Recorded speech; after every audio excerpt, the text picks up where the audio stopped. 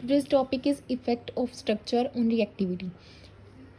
The effect of structure on reactivity can be divided into three major types: field, resonance, and steric effect.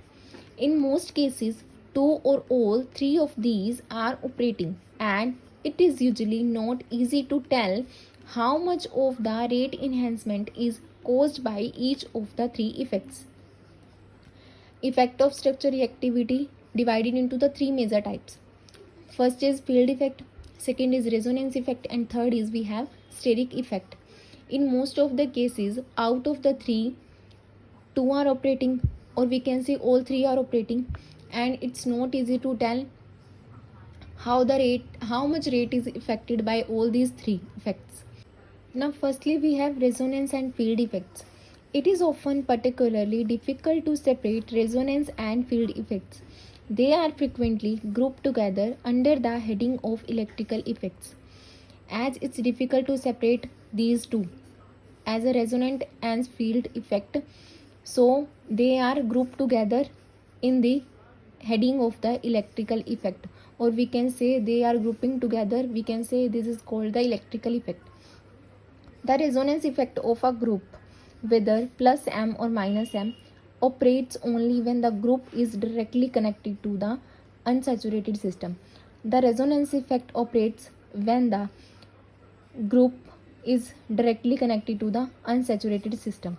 For example, we have CH3O, CH2, CH2, COOH. Here CH3O group is not directly attached with the COH, and hence only field effect need to be considered. As we read above, resonance effect considered when the group is directly attached to the unsaturated compound, but here CH3O is not directly attached to the COH, so here operates via field effect. The field effect operates through space, solvent molecule, or the sigma bond of a system. Field effect operates in the solvent molecules or sigma bonds, while resonance effect operates through the pi electrons, and resonance effect operates in the pi system. Neither by the field effect nor by the resonance effect are any electron actually being donated or withdrawn. The given group may have an effect in the T state that is considerably more or less than it has in the molecule that does not react.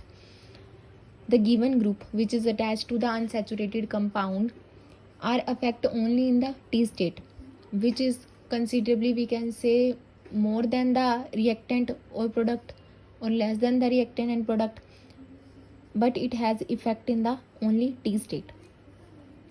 Example will show the nature of resonance effect and the field effect on reactivity. Here is the example which show the resonance and field effect on the reactivity. In alkaline hydrolysis of aromatic amide, the rate determining step, the attack of OH at carbonyl carbon.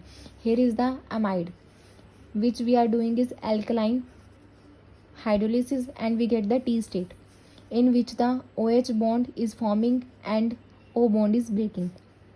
Here is the intermediate. In the T state, which has structure between that of the starting amide and the intermediate, the electron density on the carbonyl carbon is increased.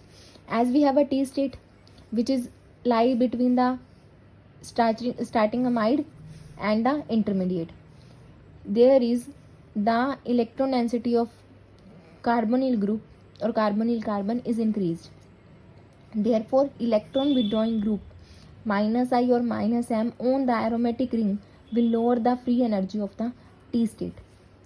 Here, electron withdrawing group on the aromatic ring will decrease the free energy of activation and by spreading the negative charge. These groups have much less effect on the free energy of the amide.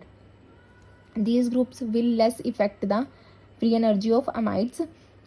Delta G is lowered, the reaction rate is increased.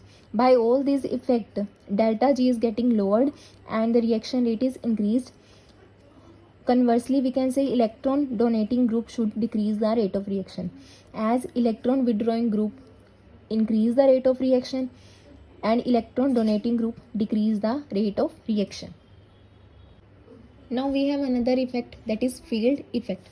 As inductive effect operates through bond, there is another effect which does not operate through bond. As we know, inductive effect operates between the bonds, but we have another effect that is called field effect, which does not operate in the bonds but occur directly through the space or solvent molecule, which is directly occur in the space or solvent molecules. This is called the field effect. Although it's very difficult to separate inductive and field effect, it has been done in number of cases by taking advantage of the fact that the field effect depends upon the geometry of the molecule, but inductive effect depends upon the nature of the bonds.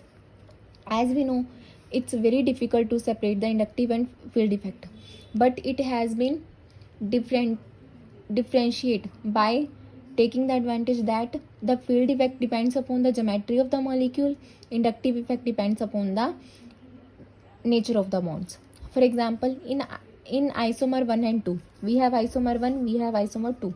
The inductive effect of the chlorine atoms on the position of electrons in COOH group should be same. Inductive effect in both the cases of chlorine will be the same. In other words, acidity of two acids should be same. Acidity of these two acids should be same in both the isomers. However, acidity of two acids found to be different, but I don't know how, or we don't know how the acidity of two acids found to be different, as this is due to the field effect.